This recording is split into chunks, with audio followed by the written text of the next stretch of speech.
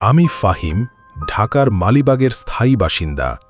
বর্তমানে আমি জার্মানিতে একটি ভালো প্রতিষ্ঠানে কর্মরত। এই ঘটনাটি তখনকার যখন আমি পোল্যান্ডে স্টুডেন্ট ভিসায় পড়তে গিয়েছিলাম। শহরের কোলাহল থেকে একটু দূরে একটি পুরনো লাল ইটের বিল্ডিংয়ে আমি থাকার জন্য রুম ভাড়া নেই। বিল্ডিংটি অনেক বছর আগে ছাত্র হোস্টেল ছিল, কিন্তু মাঝে পরিত্যক্ত পড়ে থাকার পর বর্তমানে তা সংস্কার করে ব্যাচেলর বা স্টুডেন্টদের জন্য বাসা হিসেবে ভাড়া দেওয়া হচ্ছিল। আমার দুই পুলিশ বন্ধু মার্টিন আর ক্যাসপার, যারা স্থানীয় এবং খুব ভালো মনের ছেলে, তারাই আমাকে এই বাসাটি খুঁজে দিয়েছিল। আমি ভাড়া নিয়েছিলাম ৩ নম্বর রুম। আমার রুমের ঠিক পাশেই ছিল ৪ নম্বর রুম, যেটিতে কোনো দিন কাউকে থাকতে দেখিনি। প্রথম কয়েকদিন সবকিছু স্বাভাবিক ছিল, কিন্তু কিছুদিন যাওয়ার পর থেকেই আমি পাশের ৪ নম্বর রুম থেকে অদ্ভুত সব আওয়াজ শুনতে শুরু করি। মাঝরাতে মনে হতো ওপাশে কেউ ভারী কোনো বস্তু টেনে নিয়ে যাচ্ছে। কখনো মনে হতো কেউ প্রচণ্ড যন্ত্রণায় গোঙাচ্ছে। সবচেয়ে ভীতিদায়ক ছিল সেই শব্দটা, মনে হতো ৪ নম্বর রুমের ভেতর থেকে কেউ দেয়াল ভাঙার চেষ্টা করছে, যেন কেউ দেয়াল খুঁচিয়ে আমার ৩ নম্বর রুমে ঢুকে করতে চাইছে। খসখস শব্দে দেয়ালের চুন সুরকি ঝুরঝুর করে আমার বিছানার উপর পড়ত।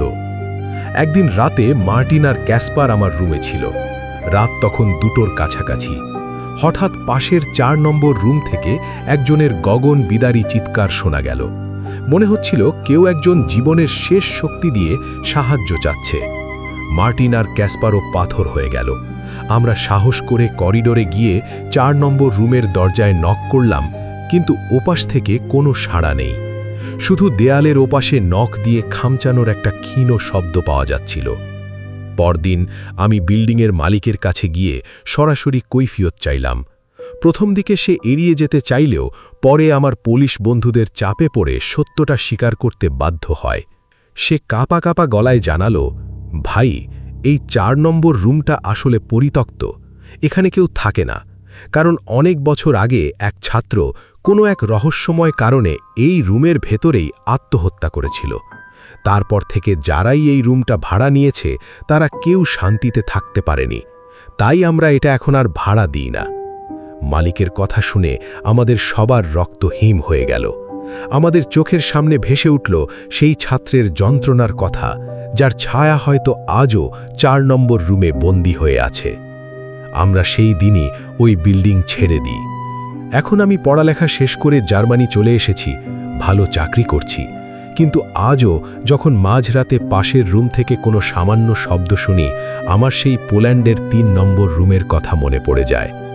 সেই দেয়াল খুঁচিয়ে ভেতরে আসতে চাওয়া অশরীরী হাতটার কথা মনে পড়লে আজও ঠিকমতো ঘুমোতে পারি না। এই ছিল আমার ঘটনা। ধন্যবাদ সবাইকে। ফাহিম, জার্মানি থেকে। আমাদের প্রবাসে যারা বাংলাদেশের ভাই বোন আছেন, যদি আপনাদের সঙ্গে এরকম জীবনের ঘটনা বা অন্যের ঘটনা অথবা কোনো রহস্যময় প্যারানরমাল ঘটনা জানা থাকে, তাহলে আমাদের ইমেলে পাঠাতে পারেন।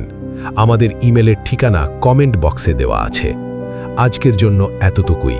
ভালো থাকবেন, সুস্থ থাকবেন। আল্লাহ হাফেজ।